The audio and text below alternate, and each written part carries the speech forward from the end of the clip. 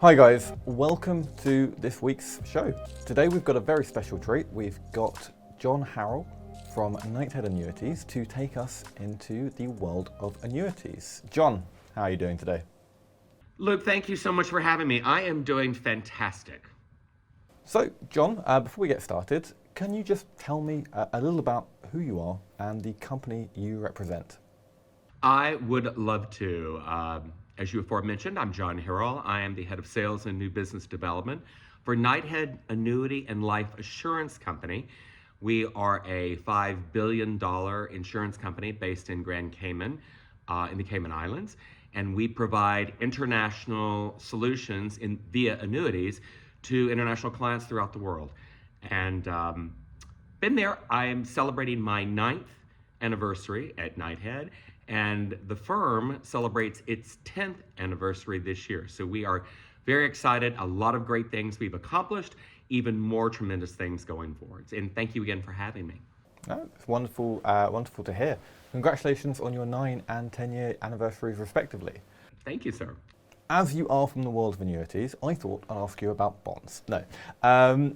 Can you please just explain to the average person what exactly an annuity is and how it differs from more commonly known investment products such as stocks and bonds? Well, annuities have been around actually since the 1800s, and they are, in essence, an insurance contract. Annuities are issued by insurance companies. There's a variety of things they can do, but at the heart of what they do in their creation is that there's two primary mechanisms. An annuity is either used to accumulate wealth, or you flip a switch and an annuity is to distribute wealth. Examples of accumulation would be saving for something, rainy day, retirement, trying to create some kind of estate planning. Examples of a distribution annuity or an annuitization would be a pension plan. Lotteries are often, they buy annuities to distribute winnings, some type of guaranteed income. So you have two sides of the coin, again, either accumulation or distribution, and the client, whatever is most appropriate. But again, at the heart of the matter, it's a contract between an individual and an insurance company and a named beneficiary. So they are used for a variety of estate planning. They're used a variety of accumulation, wealth planning.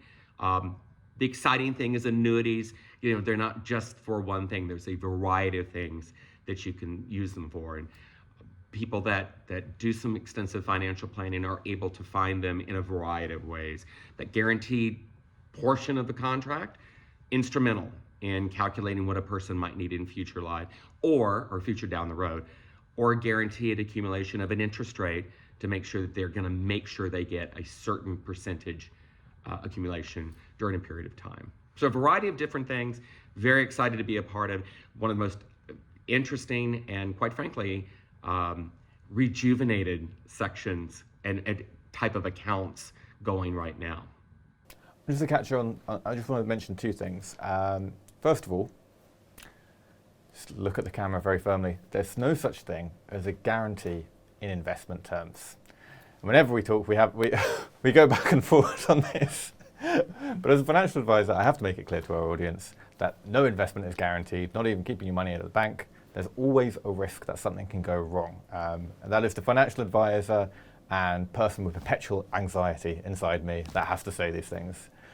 But just for my benefit, my understanding of an annuity has always been rather, I suppose, rudimentary, which is, or maybe ill-informed. My understanding is essentially an annuity is when you take a lump sum, and in return for that lump sum, a provider will supply you with a non-guaranteed yet fairly predictable income for either a set amount of time or until something specific happens, and that income may not be it might not be specific because you can have different types of annuities which will return differing amounts of income depending on certain parameters. There's lots to get involved, and I am going to ask you about those. But is that broadly how is that a fair definition of annuities? Well, the actual term annuity, right? That's what it came from. It's to provide a very predictable, We'll go with that. Very predictable amount of money in a variety of ways. You can take your lump sum and you can create a stream of income. And this is a beautiful thing. How do you want to receive the income? Do you want to receive it over a period of years? Do you want it 5 years? Do you want it 10? Do you want it 20, 25, 23? Do you want to pay off something specifically? Or do you want it the rest of your life? Which is very popular. Do you want to literally have something that will pay you every month for the rest of your life, and then you can name a beneficiary for the rest of theirs, a life and successor? There's just a lot of ways to structure the payout phase, and that's how they got started. And you do this, we can talk about how that actually is derived, but they're very, very popular. They're used particularly internationally. You have a lot of situations where you need some type of, again, we'll go with predictable income to supplant retirement, or to supplant education, or to supplant some type of judgment or payment structure. They're very, very useful in that, and they're customizable. And they're customized by the individual that buys it, and they're customized by what the need is. And so the choice, and people love choice. You and I both know that they love to choose. They can decide how they want to receive the income. As you say, there are a phenomenal number of ways to structure out the payment portion of an annuity. But again, you're the expert, not me. I understand that there are fairly different types of basic annuities, such as there's fixed annuities, variable annuities, indexed annuities, and probably far more that I'm not aware of. But if you could just explain maybe how the key differences between those different types of annuities might be to the average consumer. And that's when you get into the actual need of the client. Thank you for asking. There are a variety of types of annuities depending on a crediting rate, or depending on what you earn, or depending on how you want to use them. We'll start at the basic. You mentioned at the top, there are fixed rate annuities. We'll stay with that. That means you are set with an interest rate for a certain period of time. You get 5%, 6% over a 3-year period, a 5-year period, a 7-year period, for example.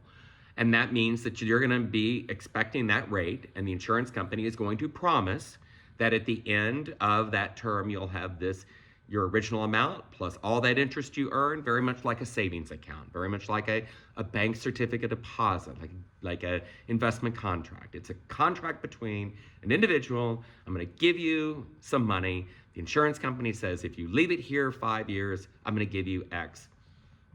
Period. Easy peasy. Then you could decide, I want to do an index annuity, which is the same principle.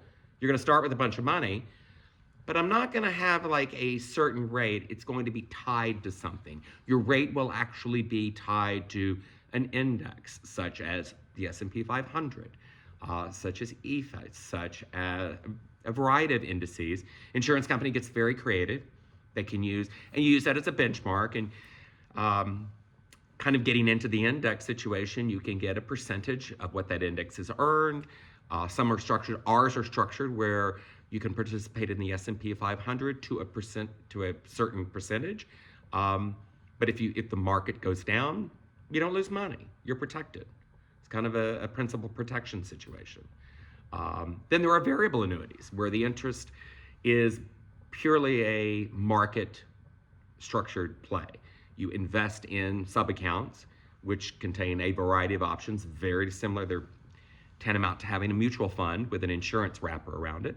And you invest in those funds, hundreds of them, depending on what your risk tolerance would be. And you can see that your returns can be as high as whatever that happened market return for the year is, or there could be a negative situation. So there's a variety of things. If you're looking for principal protection, if you're looking for some kind of stability, certain rate, there's a fixed. If you want to take a little bit more, you kind of want to go in the swimming pool, but you want to make sure you got your floaties and your life vest on. You can do an index because you can participate in the market without sustaining any type of market downturns. Or you can do a variable, which is basically all in, attach your account to a specific fund, and see how that fund does year after year. So it's a lot of options. Okay, I actually want to touch on one of those options because all of the other options make a lot of sense to me. There's so fixed makes complete sense. It's that predictable income. And there's also indexes, and the way you explained it, while you may not have full participation in index, it comes with the benefit of being capital protected, so if everything goes wrong, you don't lose money. Assuming there's no third-party risk of the provider who offers it defaulting. There's always risk, just to a consumer. So our watches, there's always risk with investment. But that last variable rate annuity that you were talking about, I'm sure there are reasons, but what are the reasons as to why you would choose to go into a variable rate annuity as opposed to just directly investing in the funds that you would otherwise invest in through the variable rate annuity? Well, the variable, because again, you get into the variable complex, you get a large selection of options. You get a large, it's tantamount to covering the investment spectrum. You get, there are many insurance companies. We do not have them. Knighthead does not do variable annuities because of that assumed risk. You get into a whole different category where people, quite frankly, they want to be able to have the market exposure. They want to be able to invest in a variety of options. They can mix and match. But at the same time, remember, variable annuities are funds inside an insurance wrapper. And I don't think we've talked enough about what that insurance wrapper gets you.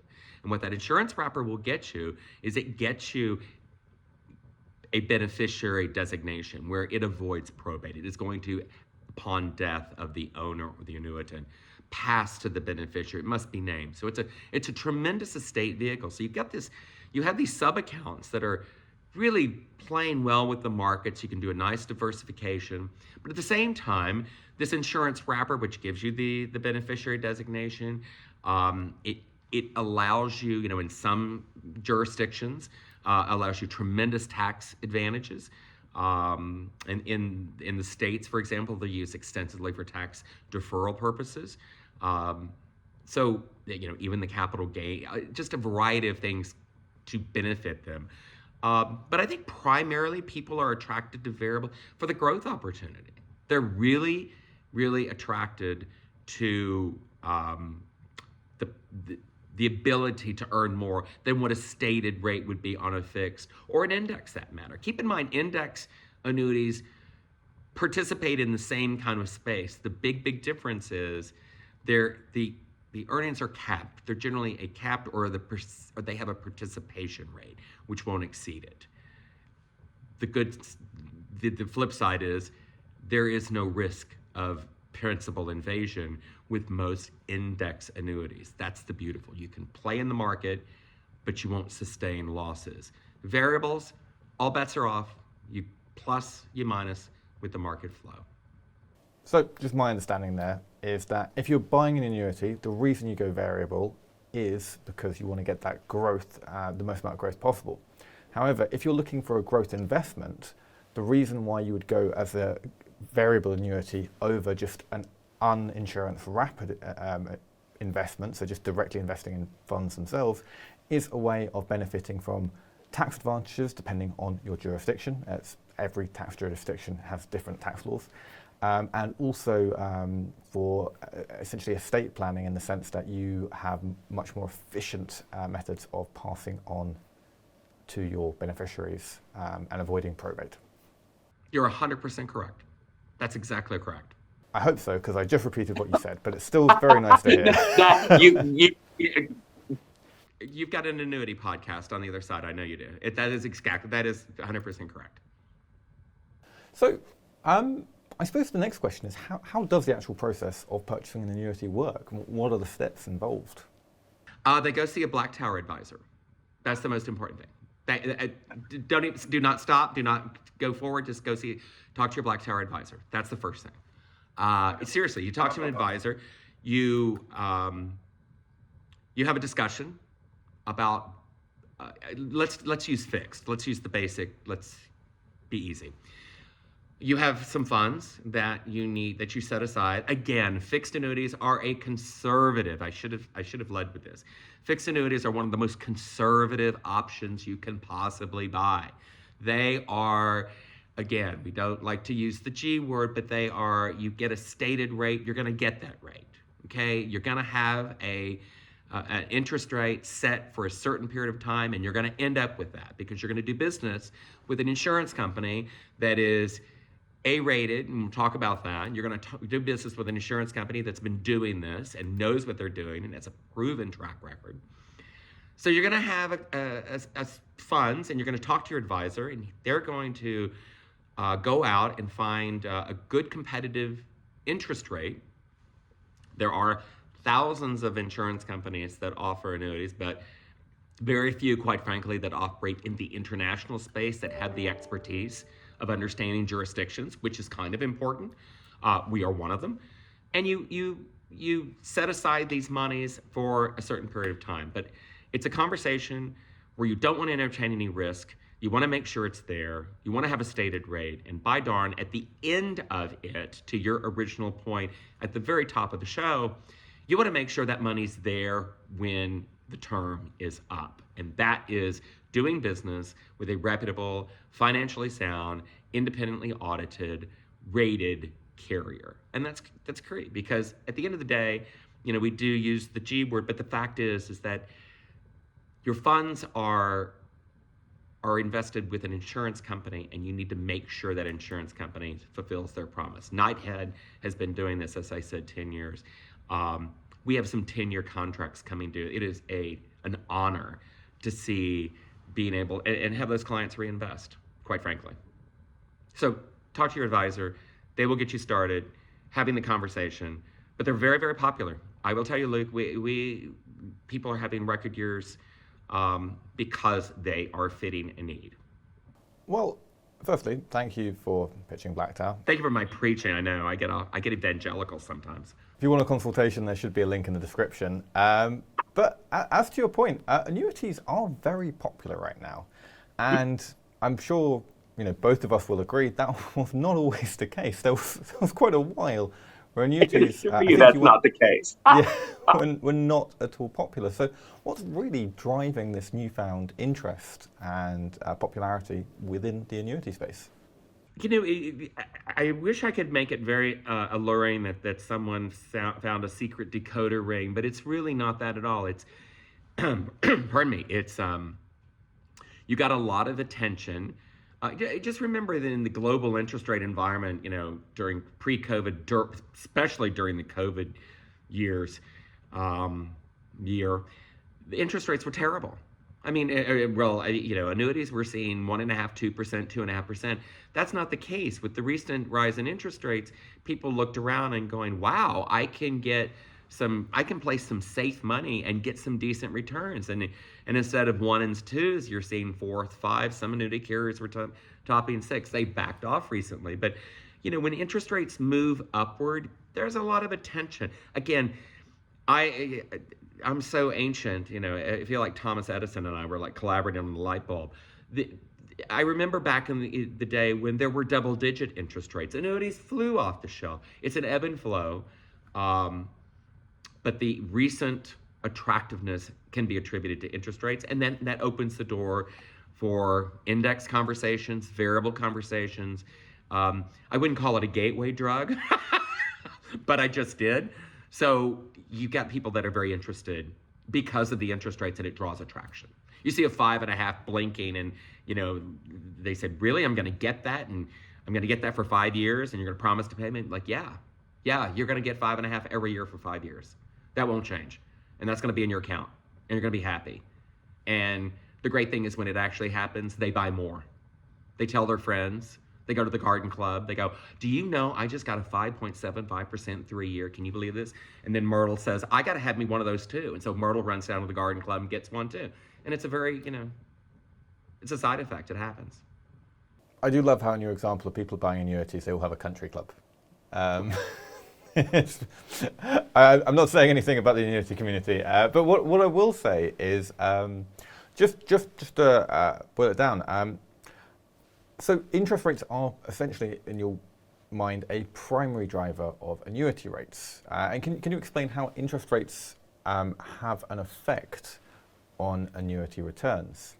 On a fixed rate, it's not magic. Actually, it's very much of a function of that goes into the general account, and that general account of an insurance company needs to, in Nighthead's case, about 150 basis points, 175 basis points higher than the stated rate. There's some acquisition costs you figure in, there's some administrative costs, but it's a net game. So the portfolio that the insurance company sets aside, segregates for this particular period that matches, it's liquidity matching, it's asset matching, just needs to earn more than what you're paying out. Not magic formula, very tried and true. We have actuaries, there are brilliant people with assistance of fantastic programs. They rarely miss a beat, and if you match your assets correctly, and that's key. Not everybody, you say that like, oh, okay, that's stupid, John. So I pay you 5, you got to earn 7. You better invest in something that's 7, that's safe, and can make sure it's going to be there. And you go, yeah, how hard is that? Well, for some people, it's kind of very hard. We've just seen a string of people that didn't match their assets. We saw insurance companies that get, oh, I'm going to keep 3-month money and promise 5-year contracts. I mean, it's Nutsville. But you match your assets, you set your rates, you pay the advisor, you make sure the client is promise their interest rate, and you make sure the insurance company makes money. It's win-win-win, period, factually. So as annuity rates are boosted by a higher interest rate, and like you said, you can remember when interest rates were double digits, and do you think that with a fairly global policy of quantitative easing from the central banks and many international governments' reliance on borrowing money from central banks, that we can ever actually afford to go back to those previously high interest rates? Or do you think we're topped out on how much governments can afford to pay off quantitative easing loans on interest rates they're provided at current rates? A wonderful economic global macro question. I think you've seen just recently, I think you've seen a taste of what happens. You could look at the States, you can look at other countries as well, other jurisdictions, when you have a interest rate shock to the system. And I don't think there's any question that that's what it was. When you go from a 0 or 1% rate environment to times, X factor of 4 or 5 in a period of 12, 18 months, how that jolts the investing community. But at the same time, you see an adjustment. I don't know what that number is. I think, you talk about quantitative easing, you talk about low interest rates. I'm not sure that you see a lot of economists saying that we are at a healthier place, that 0 and 1 is not the place you want to be. It's artificial growth. I don't think there's any argument that ferociously attacks that theory. But at the same time, what's the upside? I mean, we hope to goodness that we never return to the double digits that we had in the 70s, 80s that caused chaos. So I don't know what that magic number is. I think people around the world are trying to find what that out is, but I know for a fact that at the current state, as we talk today, you're seeing a lot of countries, a lot of jurisdictions, a lot of insurance companies, a lot of banks grappling with what that portfolio means. And some do just fine because they have the foresight, to do asset. It's all about what are you matching. It's all about what are you doing to take care of your portfolio. Rates go up and down. That's the only, stock market goes up and down. For anybody that tells you what they know is going to happen 1 year from today, they run away from those people. Their crystal ball does not work. Dionne Warwick doesn't do Socket Friends anymore.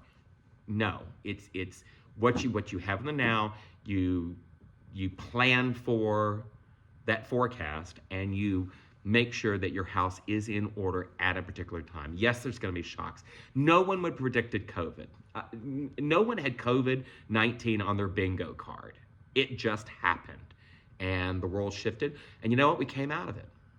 So, stay true to your investing, stay true to what your goals are, stay true, find investments, find an advisor. I'm going to say that 8 times. Find an advisor that knows you and understands what your risk tolerance and you're able to do, and survey the landscape. Investment products are created once every nanosecond.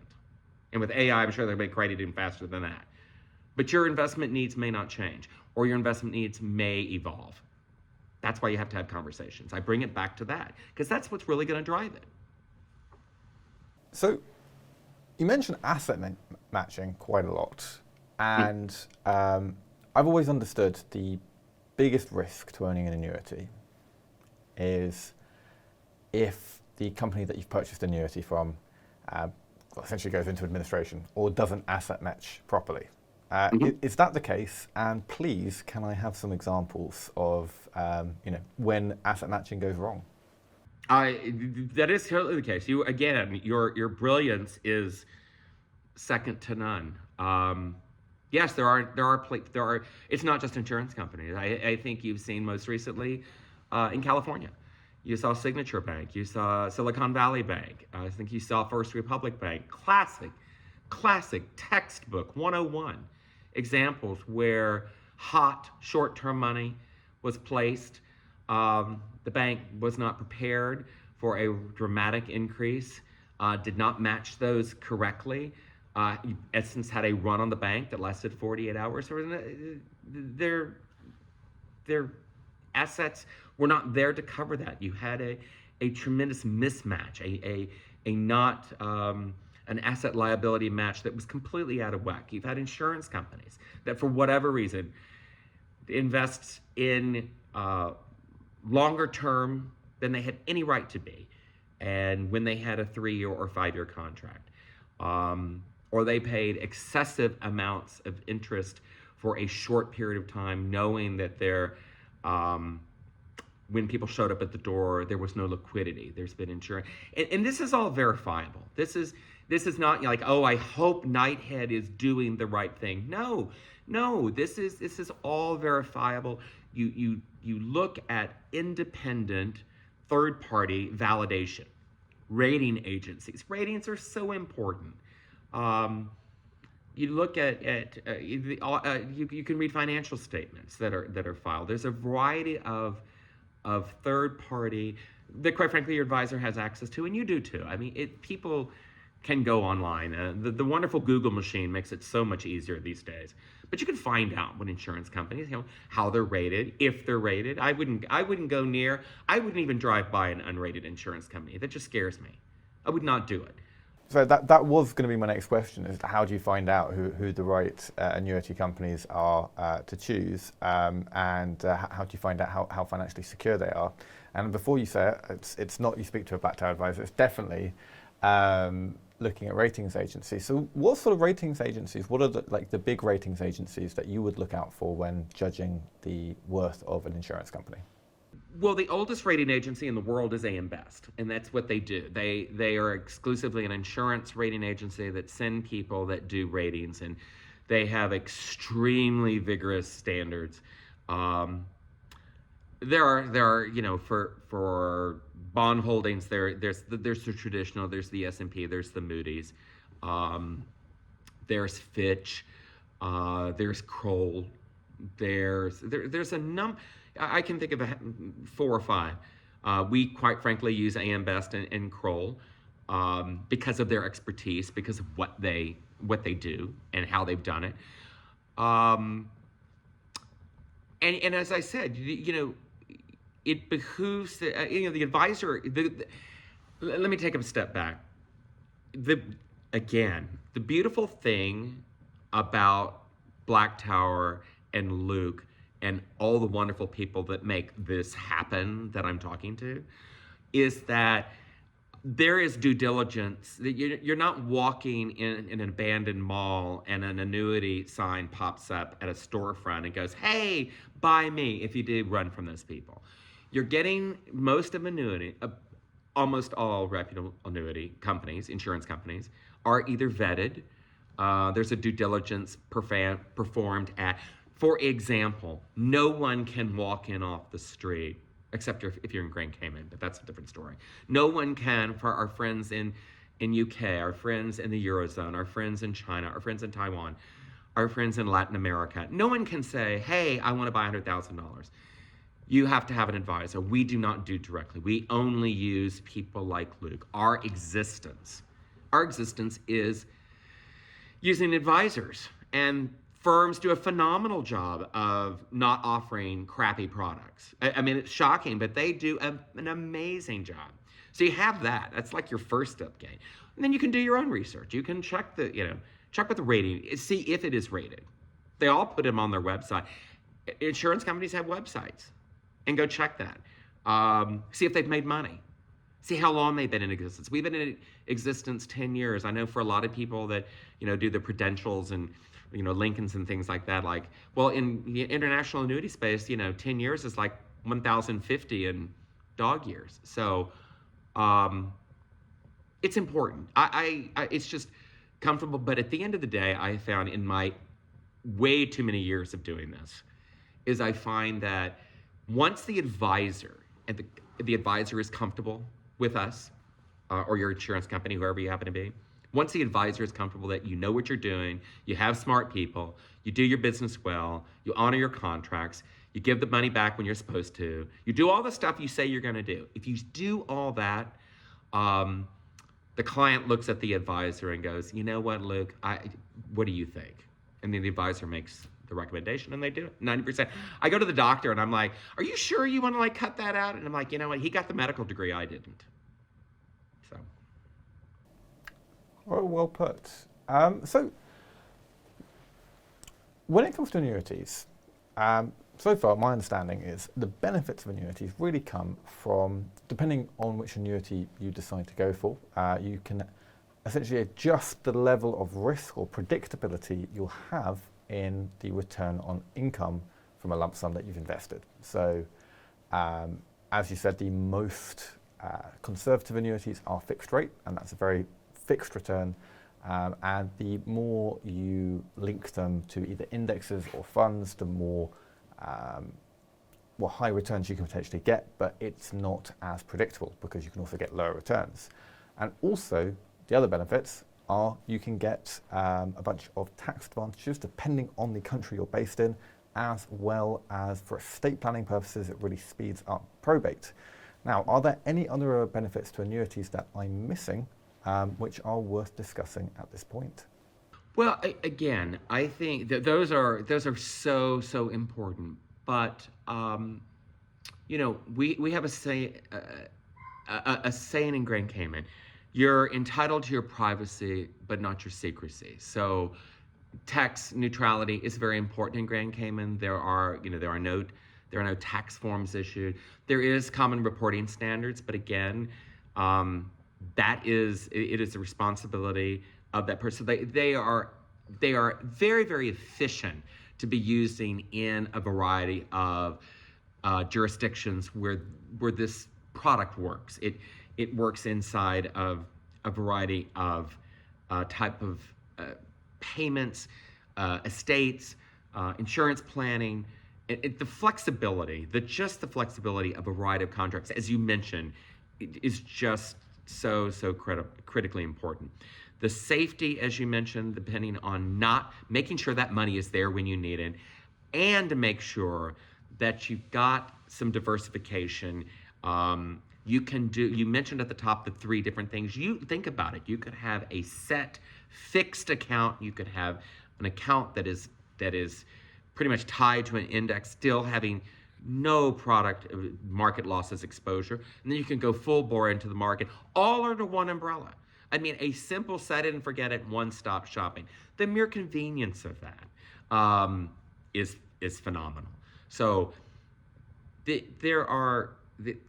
in addition to being safe in a variety of factors, being tremendous estate planning vehicles, being liquid. I mean, you don't, there's a variety of liquidity options. You can get 10% in some cases every year. So you don't, you can't break a bond. You can't, you got to, like you buy one share of Berkshire, but you're going to sell $500,000 in one fell swoop. You can't break a share. You get some liquidity. You got some flexibility. They're just a really, really nice investment that covers so many different things under one umbrella. I suppose I've got two final questions. I think the first I'm going to ask is, what advice would you have for someone who is considering purchasing an annuity, especially if they're new to the concept? The most important thing is getting a glance of your financial picture and what is your percentage. If you're let's just start with the fixed annuity. Look at your bond portfolio. Look at your fixed guaranteed or stated return portfolio. Look at your safe money. Look at the money you put under the umbrella, under the mattress. Look at the bank account money. Decide if that's really getting a return you need it to. Because just because it's safe and conservative doesn't mean you have to get like 0.5%. Are you going to use that? And set it aside. Let's start making some money on it. Set it aside. Can you set it aside for 3 years? Can you set it aside for 5? I bet you can. Most do. It's amazing what people keep in cash, right? So it's a nice cash alternative for the fixed annuity option. So that's the first thing I do, is do a self-evaluation. What's sitting out there? What is a nice bond alternative? Remember, you can't break a bond. You've seen some bond prices. That's a whole different podcast. But do an evaluation. And then for the second piece is that, are there some estate planning things you're doing? Have you checked all your beneficiaries? Do your accounts have beneficiaries? God forbid, do you have some type of will or document that's going to transfer wealth? Again, these are, we have the benefit of being pretty much it's actually a real trust that you buy. So it has these benefits to pass funds to a beneficiary. So, and talk to your advisor, but I'd make an inventory on what is your conservative safe money and start there. Because I assure you, a lot of people sit on cash, they don't do anything, they either wait for, the rates are going to go up. Well, they did go up. Now they might go going back down. So what are you doing to lock that in? We're seeing a lot of people go along, a lot of people right now, because they're reading what people say, Rates went up, maybe they're not going to stay up. So they're making actions. They're taking steps. Just do it. Nike had it right. Just do it. Don't sit there and just look at it. Go out there, take a look, make the first step, come on in the pool, the water's fine. Well, I would say just do it if it is suitable for your circumstances and your long-term 100%. goals. And if not, then don't do it. But I'm a financial advisor. We are so regulated. You'd be amazed at how many people, it's stunning. We do, a lot of advisors ask us to come sit in. We don't solicit clients. International jurisdiction law, that's not our gig, right? That's not what we do. But we did participate in educational seminars all over the world. I just got back from speaking at your conference.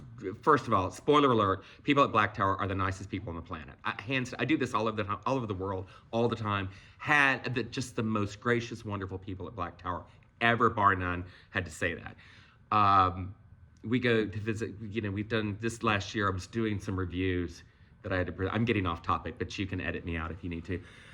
We've done places like Dubai, Taipei, Tokyo, Singapore, the list goes on and on and on. And we always have advisors, we always come a little bit before and a little bit after, and we sit with these advisors and, we sit down and we do reviews with clients. And it's stunning that people, because it's easier to do nothing. Procrastination, like, I'll get to it.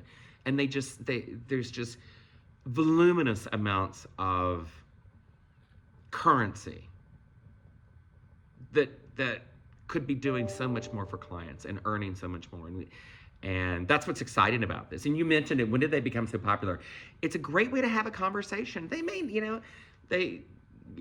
they're intrigued. And then you have other things, and then, they say, Well, I have everything in real estate. I have thing in precious metals. Fantastic. This is not an either or situation. This is an add to. This is a plus one. It's not, it's either us or nothing else. No. No, no, no, no, no. I would say, though, that now's a particularly interesting time for annuities, in my mind, because the market is certainly betting on interest rates to be lowered, at least in America and many different countries around the world, because currently inflation has fallen, and it looks like a lot of countries are trying to secure or shore up the finance or the economic growth. And a great way to stimulate economic growth is to slash interest rates, just promote spending. So Exactly.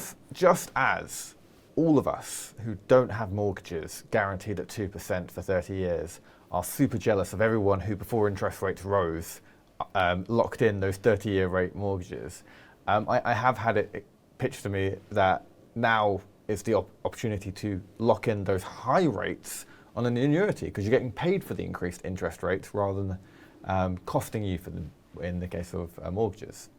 That is why you are radically successful. I also feel that your approach in this interview has a lot of been, Blacktower's great, you're all great. I'm waiting to see you on another financial advisor's YouTube going, let me just say that X financial company are amazing. Blacktower, not so much, but you guys. Anyone that is listening to this right now, the advantage you have and the education you get on a variety of things, and again, I get the inside scoop. This is like the annuity chat room. I get it, but there are so many other. This is just wherever you're watching this, whatever platform. This is an unsolicited as the annuity guy, right? I mean, you learn so much just by listening to Luke and his other guests and what he does and what you're doing. Quite frankly, bringing education, bringing light to a sometimes dark and dreary place is phenomenal. There needs to be more of it. I wish everybody did this because it's a genuine curiosity is the gift that keeps giving, and keep asking questions. And I encourage clients and encourage advisors. I encourage people to check out. There's so much out there, and you make the first step. If you watch this, you made the biggest first step. Good for you. John, I don't think there's much more I can really say, because you've just said a wonderfully nice list of lovely things about us. So thank you ever so much for joining me. It's always an absolute pleasure having you on the show, and I hope to have many more shows with you in the future. For now, is there anything you want to say before we finish off? I just thank you so much. I likewise. I love it. This is again, the service you do and is just priceless. I would just wish everyone much economic health and happiness, and look forward to seeing you soon live and in person, not on the box. So thanks for having me. I look forward to many more discussions in the future. Likewise. All right. Well, for everyone at home, thank you very much for watching us this week. I've been Luke Staden, and take care.